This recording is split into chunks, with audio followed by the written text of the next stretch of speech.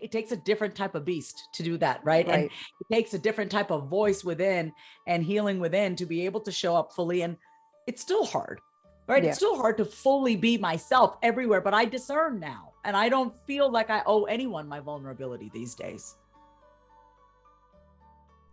Hello, my beautiful friend. It's Jeannie Street here, and welcome to this week's episode of Angels Don't Lie. Today, I have a very special guest, Vasavi, and I'm super excited to dive into this conversation because you're going to really learn so much about saying it out loud. Come on in. When she smiles at you, she'll say, angels don't lie. Angels don't lie. Angels don't lie. No, no, angels don't lie. Angels don't lie. No, no. That's the part of this journey, is like when you say it out loud, when you allow all these voices in your head that have been micromanaging you your whole life or being mean to you, you know, it's like you're constantly conflicted in your mind. Your mind needs to be a safe place. It needs to be a calm place. And your body needs to feel that way too. It's all of it, right? So I think what you're seeing and experiencing now, and I met this guy the other day. I went to this party, and this guy that I've known for years was like, you're radiating. You're radiant. And I was like, oh, thanks, you know, and I was just kind of a little shy about it. But I know why. I'm at peace with myself. And when I have stuff come up, because I do, and I never want to lie and be like, oh, like I'm fine all the time. No, hello, I have a chemical imbalance called bipolar disorder. That's not my reality. I have highs and lows, but they're not as high and they're not as low. Right. And when I do get high, hypomanic, I channel it into my creativity. I'm not afraid of that creative energy anymore. I think if you don't, and I think we all have our own bipolarity within, we have our own extremes that we struggle with. And it's not even a struggle, you know, I don't want to even call it a struggle. It's just, I had to learn how to speak to myself when I got high and when I felt low and everything in between. And I'm learning now that a kinder, softer approach with myself has definitely helped me. You know, I think that's the reason why people are noticing my glow, feeling my glow, because I'm glowing inside. I don't feel dead on the inside. Every part of me is up, is awake. Right. And I love that you just said that. I feel like, you know, it's very common, and it's this voice that you feel more people, I think, can acknowledge, like, yeah, I have that too. Like with days you just feel like, oh, like you wouldn't even like, I wouldn't even like call it depression. I would call it like, I don't even like to be with myself sometimes. Mm-hmm. And when your book, you know, when we set up this interview, I was like, I can't wait to check it out because, you know, we have a little background and I can't wait to see it finished form, which I'm, you know, cheering you on from the side. But then I was even like reading through your chapters, and I was like, such divine timing of like where I am, of like, just say it out loud, just get it out of you. And then you can do something about it. Like if you want those different results, it is about going the distance of, can I recognize this internal voice? Can I see it for love? Can I hold it in a space of love so that I can, you know, communicate like, well, actually that's an untruth. How can I stay a little longer? So I thought it would be so much fun to find, you know, talk to you about your journey of getting to the book, of even before that, like what brought you into like the healing world? I think your background's in therapy. Yeah, social work. I went to Columbia University. My background, I write about this in the book, that when I was younger, I would often stand in between my parents and mediate them when they were arguing. Well, mostly my mother was arguing. My father he was not a very expressive person.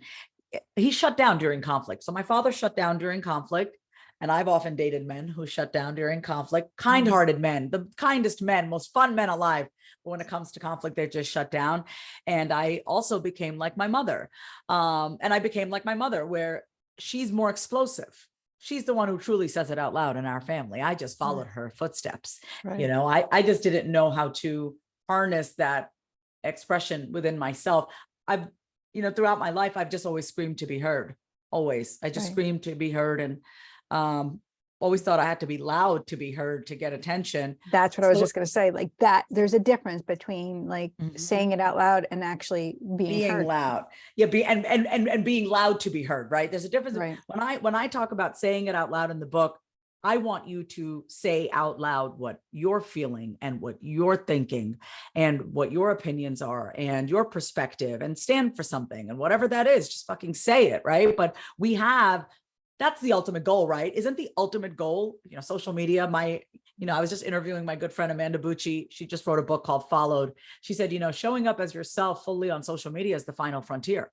It really is, right? So seriously. I mean, and while my book is not about showing up courageously on social media, wouldn't it be great to have the confidence to do that? I mean, it's what you do with it, right? I mean, having the confidence to be on social media is just it's just a whole different, it takes a different type of beast to do that, right? And it takes a different type of voice within and healing within to be able to show up fully. And it's still hard, right? It's still hard to fully be myself everywhere, but I discern now, and I don't feel like I owe anyone my vulnerability these days. You know, but we have to practice being vulnerable with ourselves first, which is, this is why I walk my readers through every single chapter. At the beginning of every chapter, I have you answer a question out loud, right? So if you go to, for example, let's say, I love this one, chapter 6, asking your intuition out loud. Okay. The first question that I ask my reader is, what causes you to doubt your gut feelings? What causes you to doubt your gut feelings? And this is where you get to heal that part of yourself that you've split off from, that knows the damn truth.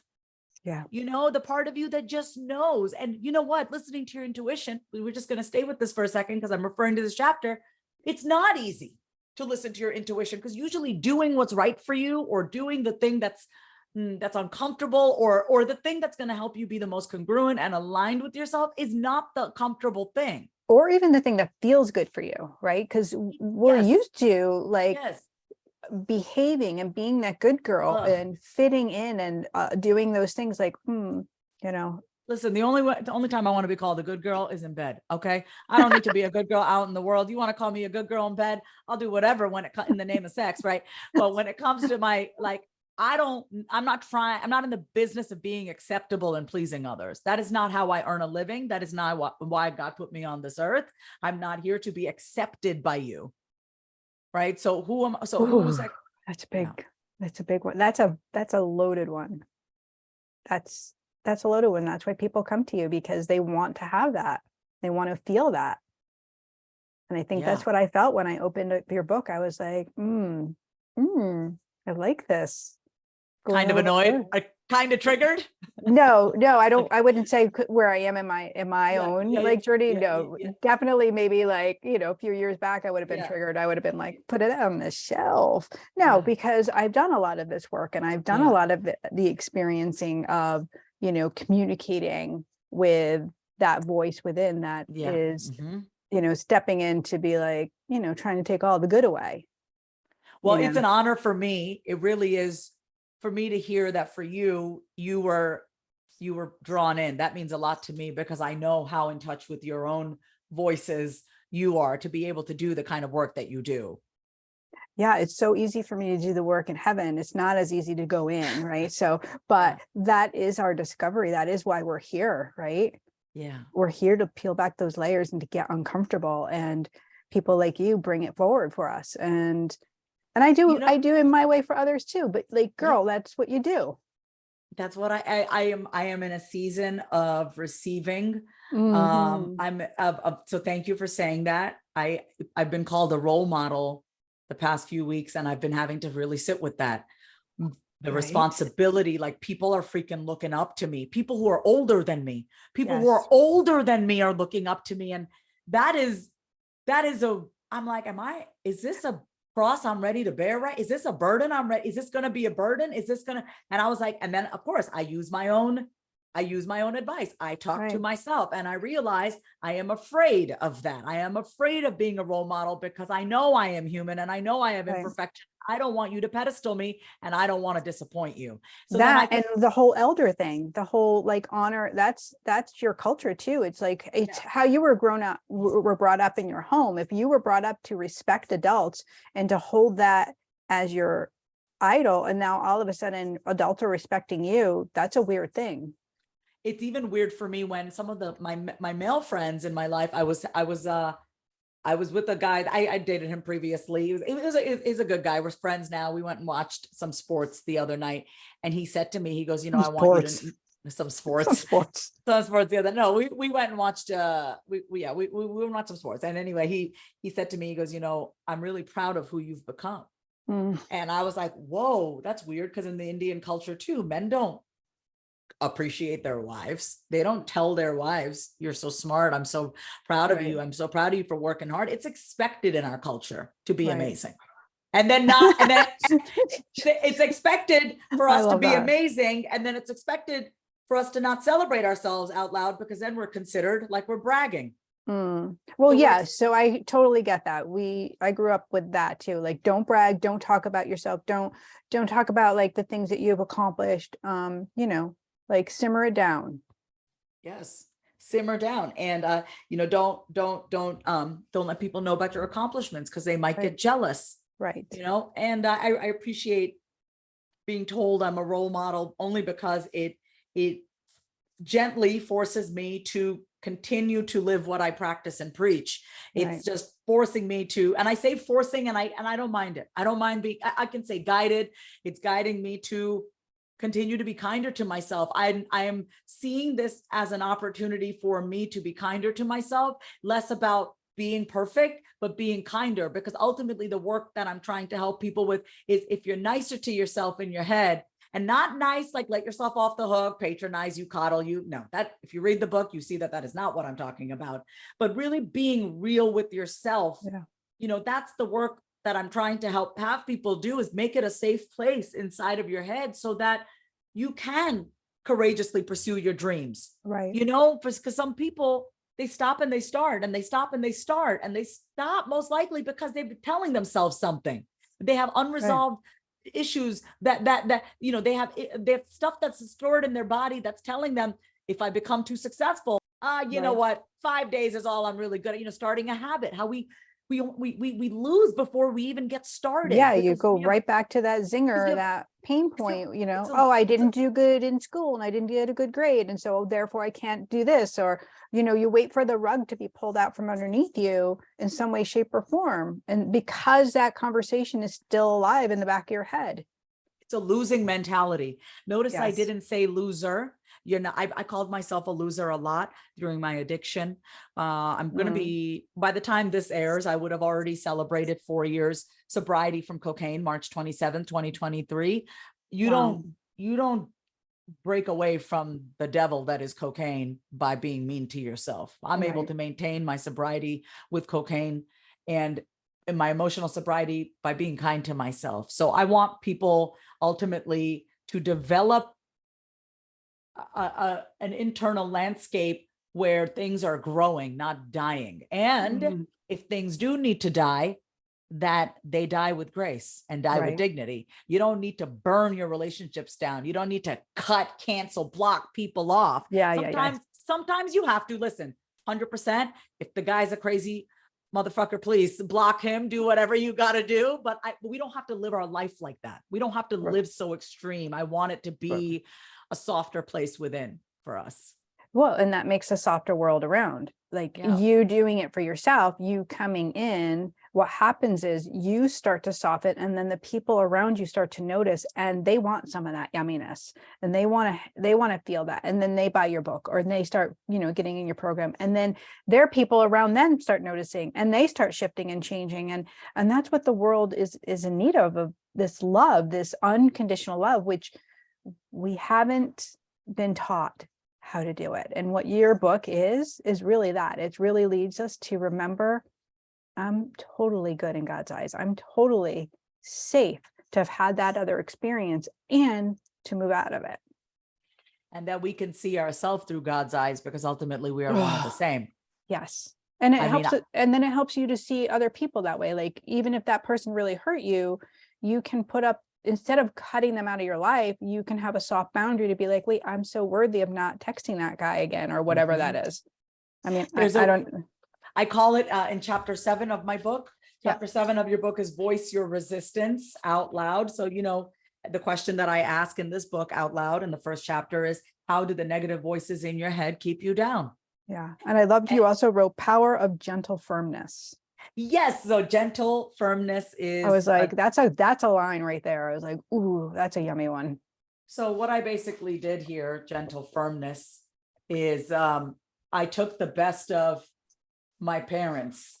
My father is a very gentle man, but he was a little bit too patronizing. He spoiled the hell out of my sister and I. I wouldn't change a thing. We were treated very well by our father. My dad loved us and respected us. I do not have a single memory of my father where I can say I feel disrespected.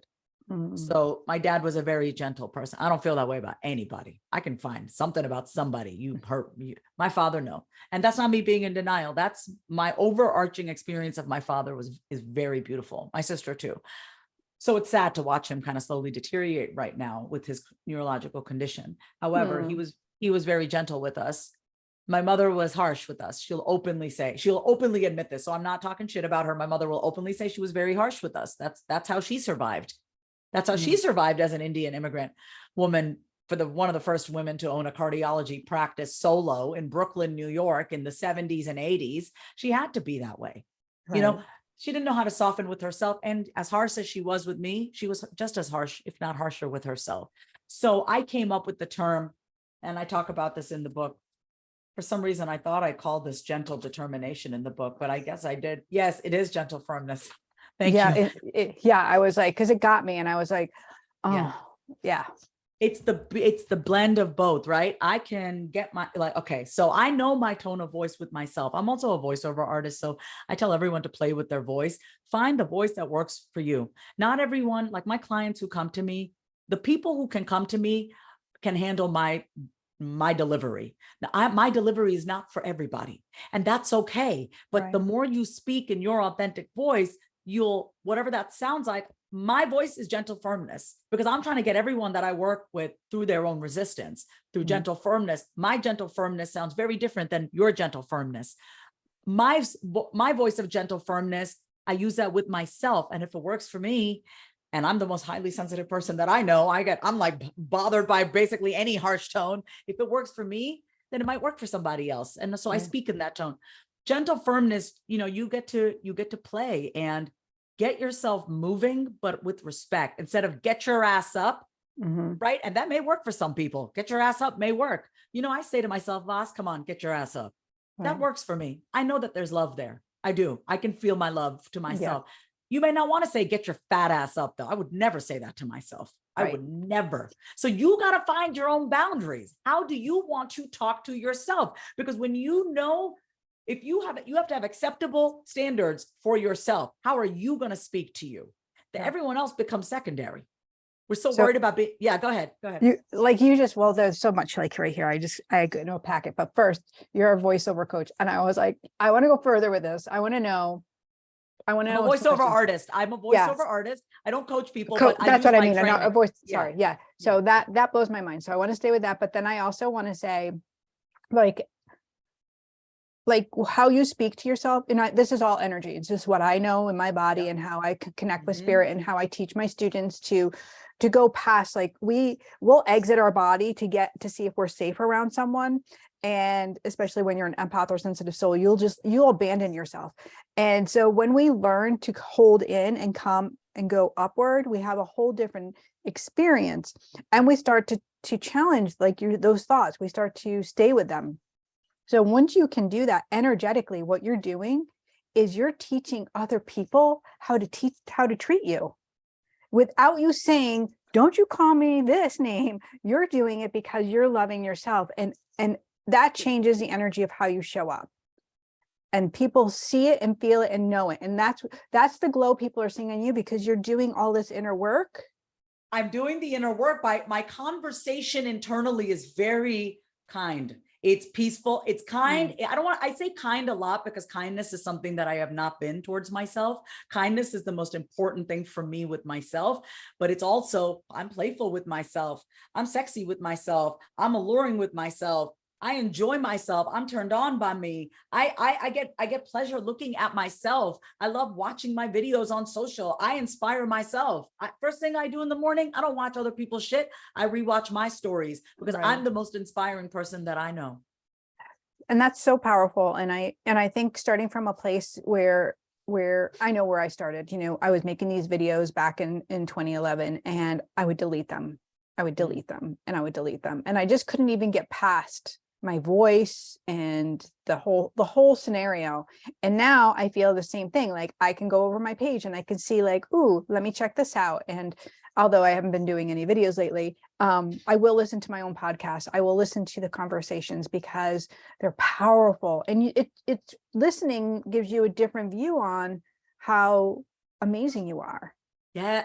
Yeah. You are like, you get it. Okay. You totally get it. That's why, because you want to, I mean, guys, it's not about getting on social, right? But it's like, it's really important that you look at yourself in the mirror. It's really important, even as a fun exercise, to record yourself speaking and then hear yourself back and pay attention to when I'm listening to myself speak.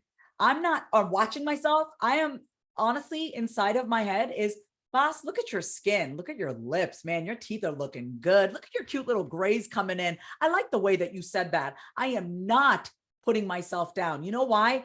You don't get to be this good without putting yourself down just a little bit. I've done enough of that. I'm good. Yeah. I'm good with who I am. I used to leave, and I told my my team is so amazing, but I used to have someone come with me all the time when I did group events, when I do the group readings, when I'm leaning in and doing it, because what I would do afterwards is I would totally rip myself apart. And I would be like, that wasn't good. That wasn't good. You left that person. And so I found that if I had the safety net of having another person to talk it out with, that I was communicating all of the yumminess, the miracles. And instead of like that horrific scene, like you're failing, because they would help me recall like what actually did transpire. Now I can do it.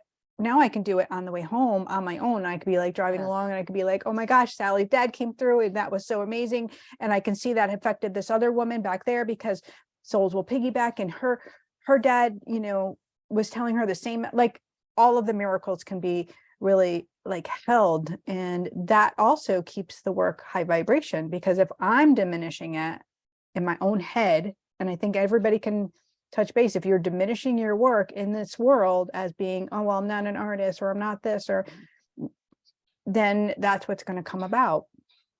You know, everything that I do is for my uncle who took his life when he was 30. He's in the acknowledgement section of my book. And I've been trying on every interview to really just say his name out loud, because I love. So in my acknowledgement section, so I dedicated the book to all those who suffer in silence. May this book bring you relief. And in the acknowledgement section of my book, I said, of the children now. Yeah, he took his life. He hung himself from a fan when he was 30. I was 10 years old. I said to my late uncle, Vasavi Kumar, who took his life, I wish you had known how to talk to the voices in your head. Maybe then you would still be alive.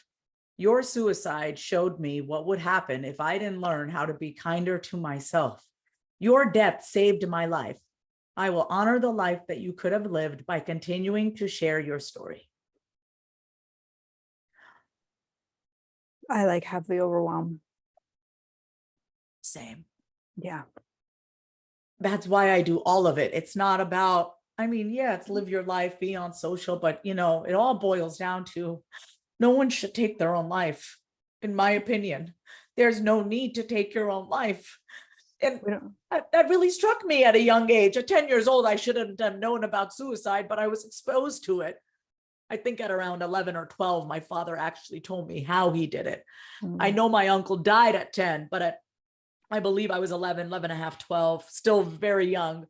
when my father said how, when he said, you know, he took a rope and he told me. And I'm glad that my father told me. It's okay now. It's okay. You know, like I said, his suicide, me having knowledge of that, helped me when I was diagnosed with bipolar disorder when I was 19. I could have let a diagnosis or a label of mental illness make me think I'm fucked up and I basically am, my life is going to go to shit. But I didn't. Mm-hmm. I educated myself. I learned how to talk to myself. I did whatever I could to heal myself, because if someone's going to tell me you're fucked up and you have a mentally ill brain, my response is, fuck you. Don't tell me who I am. Thank God I have that voice in my head. So grateful. Because you're so feisty. Are you a Leo? Like I love you. I date Leo men. I have a history of, because I'm a Leo and you sound like me. You sound like I'll tell you what it is. I'm a Taurus sun, but I'm an Aries moon and I'm a Sag rising. So I'm very fiery. Yeah. That's why I like you. You're just like, oh, get right to it. With your uncle, like I feel like, well, one, I hope you don't mind. Like I just feel like he's so incredibly proud of you and of you honoring who you are in this life. And also like a little bit he says about like stepping out of the role model, like the role of like being in the heritage, like you kind of are creating a new pathway. And he said it's really important to see that you as he calls you like a leader, like that's what you're here to do, is to lead and to be in that new space. And he said it totally would have like helped him to know, to have tools, but he was conditioned and he was in a space of don't change, don't be who you really are. And he couldn't really express who he really was in this life. You know, I just feel like there's more to that, but we can do that at another time. But gratitude, like grandiose gratitude. And he puts like all of this gold around you, like, I don't know, like it kind of feels like royalty gold, which I love. Well, in all of our Hindu goddesses, we have many goddesses, and they're usually surrounded by pots of overflowing coins. I mean, everything. I mean, like, look, I don't know if people can see the video. Everything is so ornate. This is Ganesha. Yes. Everything is extra in my culture. Like, right. So, you know, we don't just have a goddess. We have like a fully adorned with flowers and like silk saris and incense. I mean, everything is a lot. Right. So, the gold coins, I'm like, yeah, that makes sense. Yeah, that's what he's showing me. I have to show you this. I totally didn't even think about this. When my mother-in-law passed away, we did not have a great relationship. We had a really challenging, really challenging relationship. But I had to express the grief. It was so immense. And so I had started painting some years back, and Lakshmi came to me and she merged with my mother-in-law. And so this is the painting. And it's Lakshmi and my mother-in-law together. Can you see the hands of gold and the gold flowing all around? And I also see like kind of a halo, like more like a Mother Mary-esque, right? Exactly. So there's some of her handwriting in here. But what the message was, as she merged with my mother-in-law, she said, actually, she's like, this is pure abundance now. She's like, she can do the work that she couldn't do on earth because she had like an undiagnosed mental illness. She was never fully in her body. So she was like pathological liar. And just like, she was so miserable, but then also happy at the same time. So kind of like this bizarre thing. But Lakshmi was just showing me like, now she's in this space of like, it's all abundance and family is abundance. And that's what that painting represents. All of the family's names are underneath it. But yeah, I love how he just like put you like in the, like all of this gold surrounding you. Cause it also that royalty feeling, like they're lifting you, your ancestors, your lineage is holding you in a space. So it's not just you on your own, like they're with you. Thank you. Yeah. He's saying, what's the day? It's not the day of the dead, but the day of it's like the day of the ancestors or the day of the memories. Yeah. Well, it would be on his death date. It's around there's a special holiday. He died September 1st. Okay. Because he's acknowledging that whatever that is, he's acknowledging that. Yeah, my dad, after he died, definitely did do a few puja ceremonies to kind of see where his soul was. I don't know. Yeah. That's what that's called. It's a check-in on his spirit. Yeah, he's in heaven. clear as day. Like there's all of these other souls with him. You know, I do have like grandmother figure, a very prominent grandmother figure. She makes me feel like she was like the well, my grandmother passed away, and the great grandmother and the matriarch of the family has passed too. That's the word, matriarch. Like she makes me, she's like right up front, and her hair is all done up, yeah, gorgeous. Wow, that's a lot. Sorry, this was not planned, but like I just feel like it's such a gift to share that with you, because as you're stepping into the launch of this book, I want you to feel like you're fulfilling all of their stuff too. Like this was meant to be. And they're like, and your wallets are going to fill, and you're going to serve. And it's like, they're just showing me like, it's going to be like sort of really groovy. I've stayed very, I've trusted a lot. I've had a lot of income fluctuations the past few years because I was going through my own stuff, and it's very hard for me to do both. It's hard for me to receive the money when I need to give to myself. And I just like took a dip in my income, and I trusted. God was like, don't freak out.